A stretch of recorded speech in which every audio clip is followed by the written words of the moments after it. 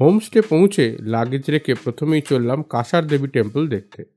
ভীমতাল থেকে এখন পৌঁছে গেছি কাসার দেবী, আর এখানে এখন যাচ্ছি কাসার দেবী মন্দির দেখতে।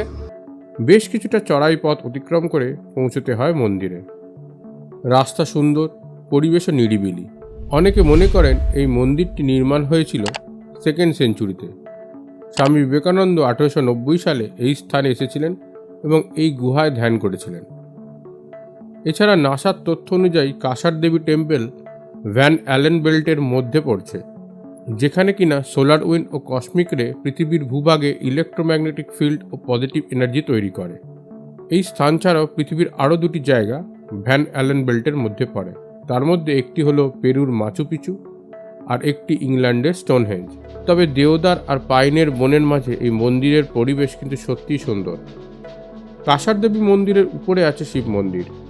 এখানে এলে আপনার মন চাইবে কিছুক্ষণ এখানে চুপচাপ বসে থাকতে।